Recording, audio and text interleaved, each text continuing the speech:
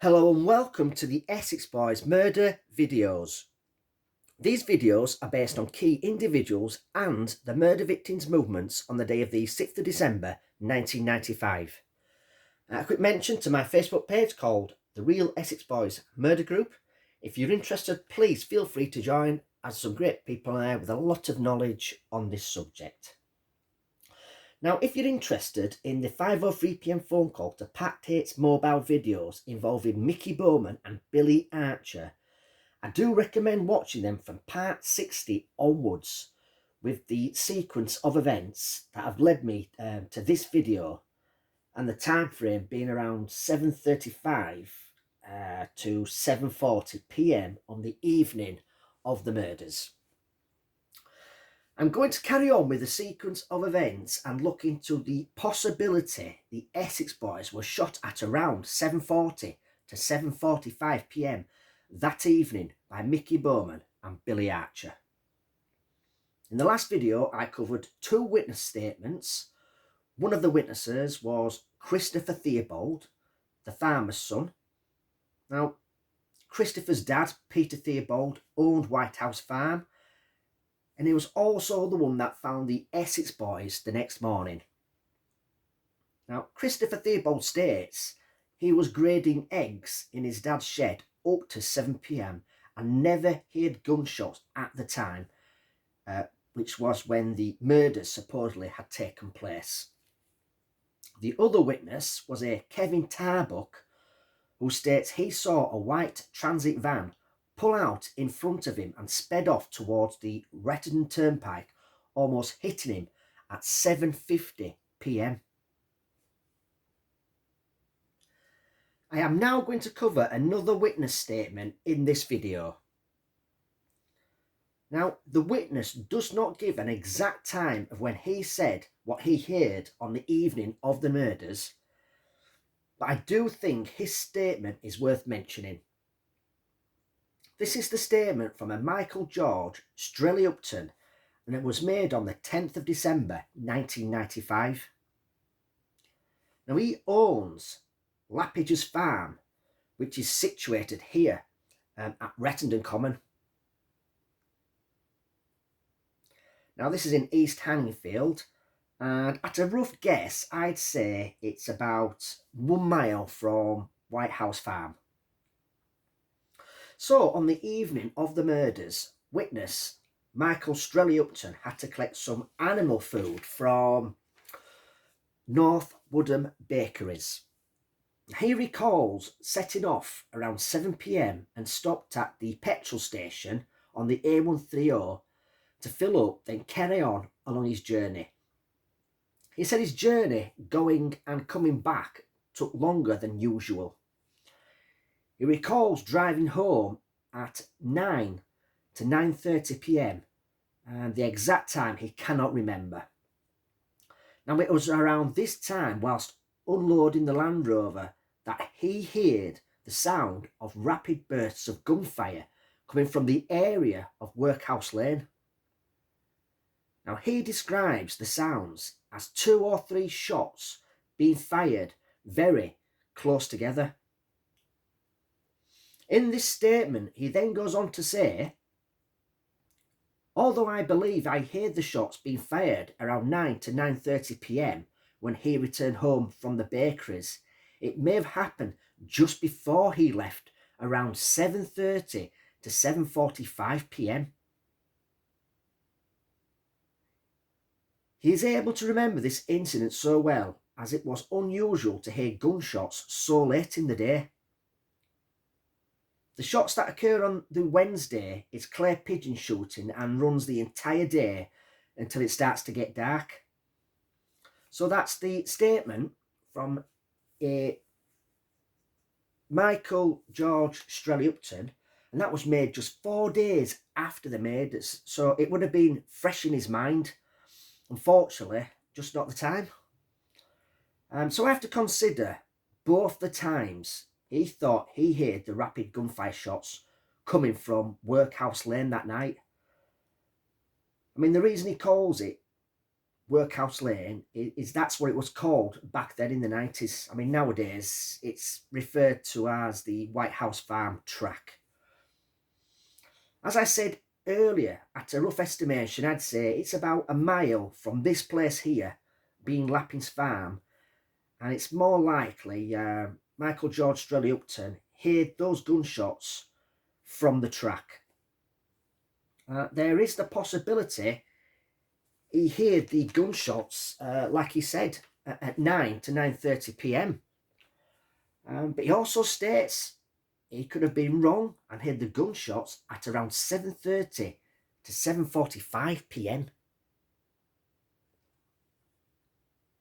Now, if he did hear the rapid gunshots coming from the area of Workhouse Lane at around 7:30 to 7:45 p.m, then it could tie in with the witness Kevin Tarbut's claim that he said he saw a white van pull out of the farm track at around 7:50 p.m, speeding off in the direction of the Rettendon Turnpike. I mean, it is possible these murders occurred about 40 to 45 minutes after the original time of just before 7 p.m. After Mick Steele and the Essex Boys discussed business down the farm track, Mick left, getting a lift off Jack, who was waiting at the track entrance. Minutes later, did Tucker instruct Rolf to go look for Mickey Bowman and Billy Archer along the A130 so they could update them on where the light aircraft would be landing within a day or so? Now, Tucker could do business down the farm track and give Bowman his 3 kilos he had spare for loaning them the machine gun for the robbery.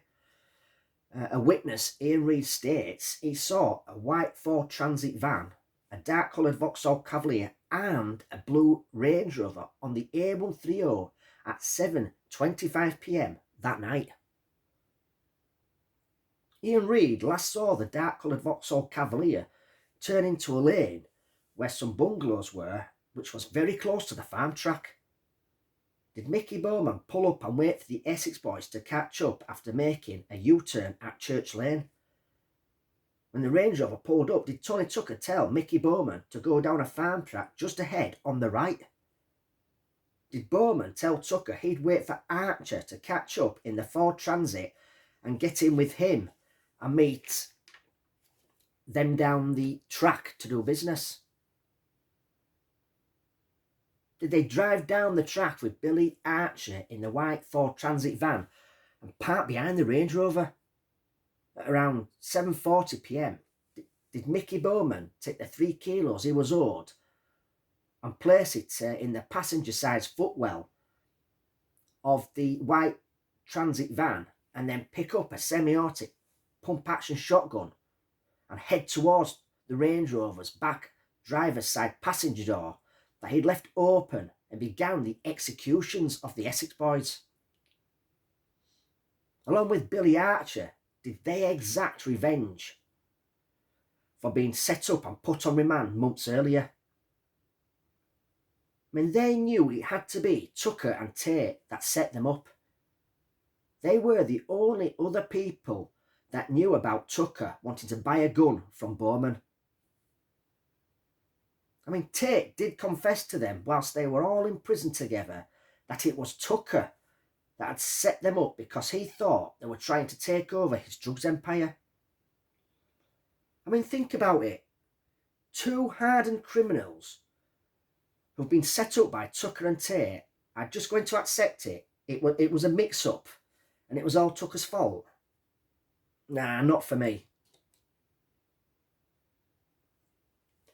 I think they were going to take Tate's word for it. Wait until they're all released and stick close to Tucker and Tate on any business deals. Bide the time and wait for the perfect opportunity to take them out. I mean, think about it. Have you never wondered why 2 hardened criminals never confronted Tucker on what Tate told them whilst they were in prison together? I mean, there's absolutely nothing about Bowman and Archer confronting Tucker on the outside. Instead, they decide to do a deal with them. Did they decide to get close to Tucker and Tate on the outside, loan them a machine gun for the upcoming robbery, and they would receive 3 kilos of coke? As soon as they got the coke, I mean, that it would have been a small fortune to sell on back in the 90s. I mean, as soon as they get that coke, did they execute Tucker and Tate along with the driver, Craig Rolfe, that night? After double-crossing them, did they make their way from the track? I mean, a scene of crimes investigator did say it was possible another vehicle came down the lane after the Range Rover. After reaching the entrance of the lane, did they speed off towards Retton, almost having a collision with the witness, Kevin Tarbuck?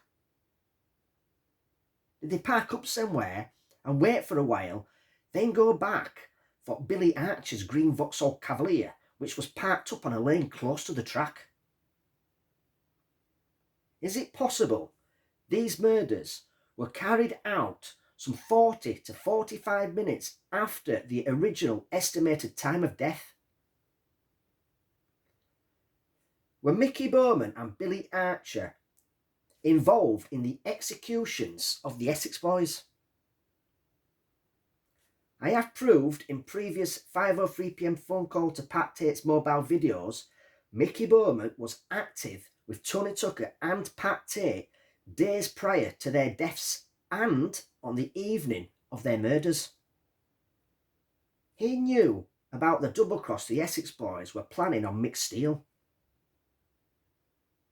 Mickey Bowman needs to be looked at closer by the police. I mean, let's not forget, he was arrested on suspicion of the triple murders. I mean, his alibi was very, very weak. I will cover other stuff in the next video about him, so make sure you have subscribed to see it straight away when I upload it. So that's it for this particular video, and don't forget you can join my Facebook group called the Real Essex Boys Murder Group. There's over 30,000 members on there. All we ask is respect other people's opinions on there, as we all have our own theories on what we think happened that night. Until next time, take care.